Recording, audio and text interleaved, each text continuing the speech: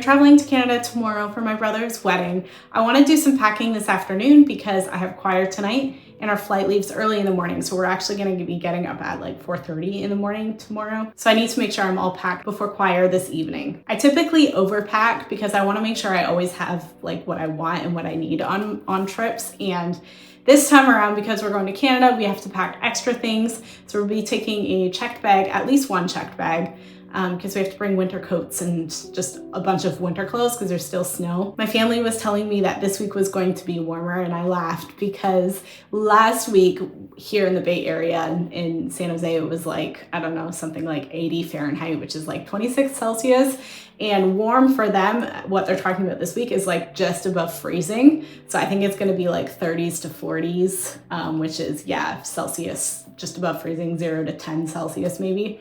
So it's going to be a bit of a shock for us coming from Bay Area to Ontario. We depart out of San Francisco tomorrow morning and we'll be in Toronto tomorrow. So very excited to see my family. So this is just about everything that I am planning on bringing. It looks like it's a lot, but there's just a bunch of winter stuff over in the far side there, and just the sweaters and long sleeve shirts, they all just make it look really big because there's just big items. But yeah, this is pretty much what I'm going to be taking.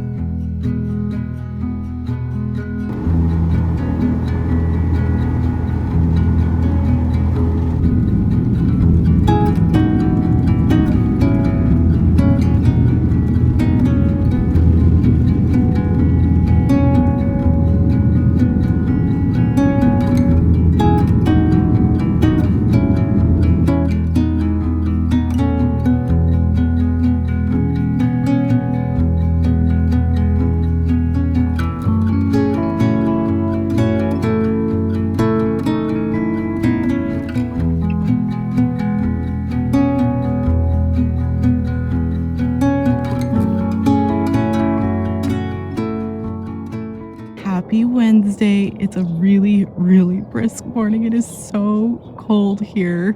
We had a really great flight in. Everything went really, really well. Talked a lot last night. And I came out here because I wanted to just get the hoarfrost on the trees before that melted in the day. It's just really beautiful right now. There's way more snow than I thought there would be.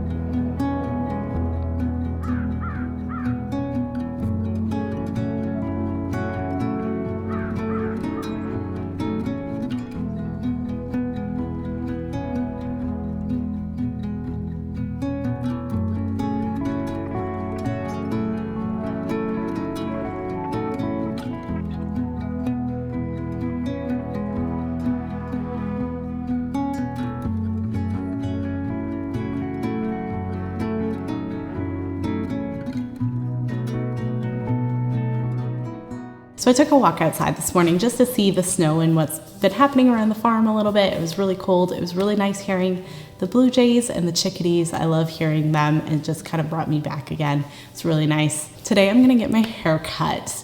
I have my hairdresser still here that she does exactly what I like, so we're gonna get a long choppy bob. Probably gonna cut most of this off today, so we feel a lot lighter and a lot more fresh today. We're going to get family pictures as well today. We're going to a barn that's been converted into an event space, so we'll have the entire Steven just sneezed. We'll have the entire family together for pictures. So I just got my hair done. I am so excited about it. It looks so good.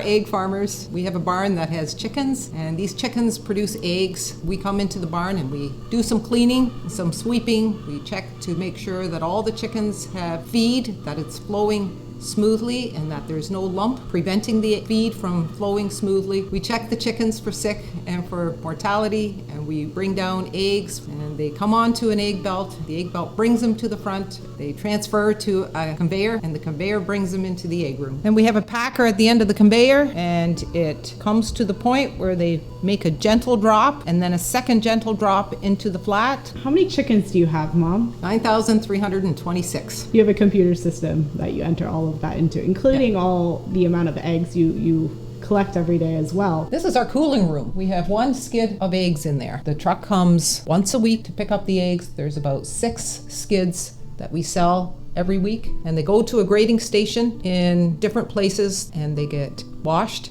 and graded, and they get put into egg cartons, then boxed up, put on a truck, and they are delivered to stores. So that's how customers get their eggs in Ontario.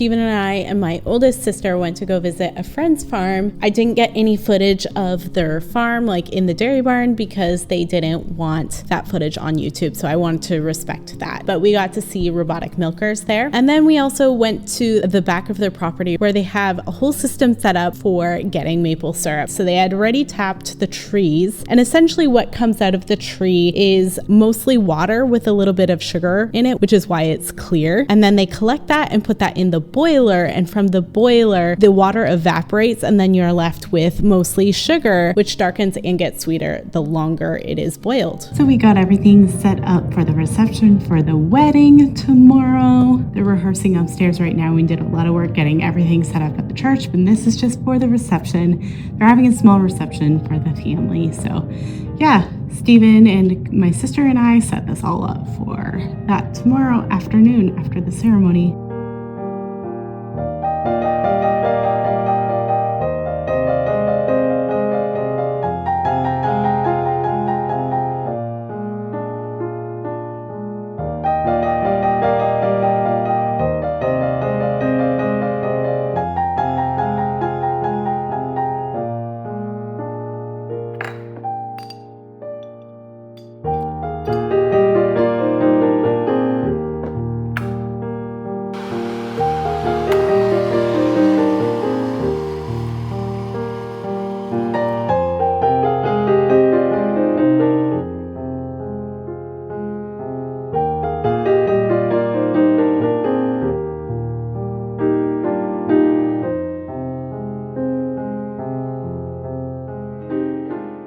So I didn't get any footage of the wedding itself, but we had a wonderful day celebrating the marriage of my brother and my new sister-in-law. It was a very fun day, just seeing so many people, and the ceremony was gospel focused too, which was really beautiful. It was super foggy and there was a big lightning flash and a huge thunderclap in the ceremony. So that was very interesting and made for a very memorable ceremony. Stephen and I are heading to my other sister and brother-in-law's place. They are the ones who own Crokinole Canada, who I work with. So we're going to be staying the night with them and we're going to go to church with them in the morning and then spending more time with them in the afternoon and with my nephews as well.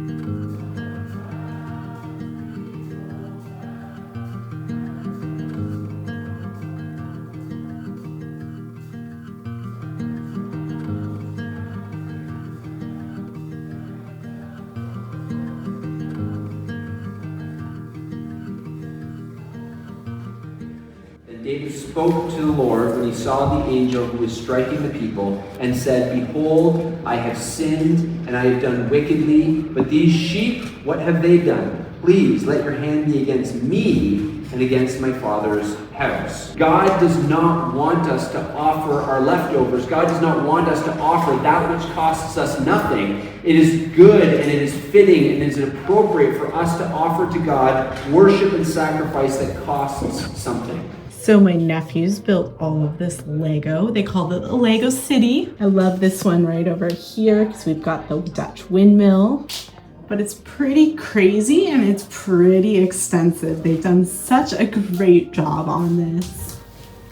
There's just so much and they have more of it here. Hi, I'm Ted from Crokinole Canada, and I'm the Vice President of Crokinole Canada. So today I'm going to give you a little tour of what we do here at Crokinole Canada. And this is, to begin with, our largest crokinole board that we have, and also in the world. It's a Guinness World Record. It's about 5 feet tall, and it has more rings than usual. So this was bought for $100 off an artist in St. Mary's, Ontario, which is where we are located, just outside of St. Mary's, on an old Amish property. So I'm going to give you a bit of a tour of the boards that we sell here at Crokinole Canada. So this is a hand inlay board, and it's also known as marquetry. And so these are domestic and imported veneers. So slices of wood that are from Canada, but also from around the world. And so this particular board is kind of cool because it has flower parts, actual flower parts in the paper that has been applied to this wood. So it's a very interesting board. All right, so this is the Shoot to Win board. It's a 4-foot board. We actually sell these boards, and it's huge. It has a Lazy Susan installed on the base of them all, so that you can easily, get the right angle because it's such a big board. It helps. So when you come to Crokinole Canada, you get 3 attempts to win a surprise winnings. So if you get it, it's a long shot. I likely won't get it, just so you know, because it's hard to get it, but I have before.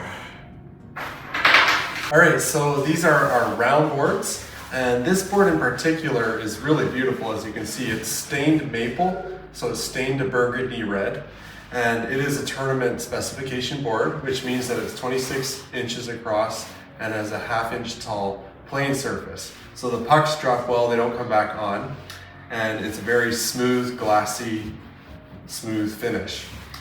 So this board, why a round board versus an octagon board? A round board, it's easier to separate the disc while you play around the ditch. So you do a lot of rounds in crokinole, and so then when you reset the round, it's easy to just get your color shuffled back to you and shuffle the other pieces the other way. So yeah, this board is really nice. It has a French cleat on the back. You can hang it on your wall, and it's a beautiful board with point numbers, which is nice for beginners to keep track of their score. All right, so I'm going to show you how to play crokinole. It's really simple. So you have either 2 players or 4 players. So this is your shooting line right here. So that's called your shooting line, and then these are your quadrant lines. So you can't go outside a quadrant line past it. You have to be on the shooting line, and you can be right to the outermost part of the shooting line and right to the outermost part of the quadrant. So generally, obviously, you're going to go for the middle target, which is worth 20 points. This is worth 15, 10, and 5. So you take your first shot, and that's not a 20, it's a 15. So the other person has to hit your disc off first. So they're going to take a shot from this side, and let's say they hit it and it knocks it off, then you're going to have to shoot their piece off in the next shot. So I would take my next black piece and I would go, and I missed. So then they get a free shot at the 20. And ideally, you're always angling towards the middle hole. That's the best players. Pause before they shoot, 3 seconds, count in their head, take a breath, and then they shoot, and they try to angle in towards the 20 hole. So they would shoot this one. In this case, you would shoot it straight and knock your other piece and do a combination shot where you knock the one in front into the 20 hole. That would be probably easier. And so that's kind of a basic overview. Obviously, you want to get the opponent's pieces all in the ditch, and whoever has the most pieces on the board at the end of the game is the winner of the game and has the most 20s.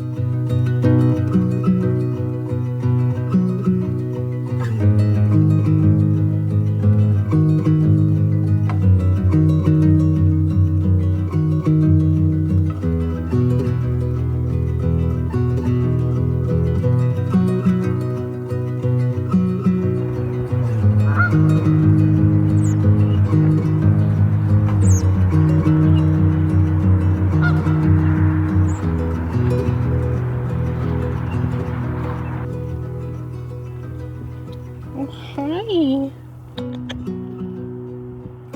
Hi, baby. Oh, you're cutie pie. You're so cute.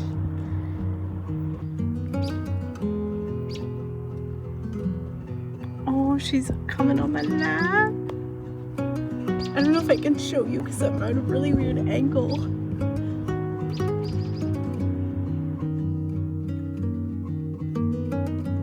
We are happy to welcome you on today's flight.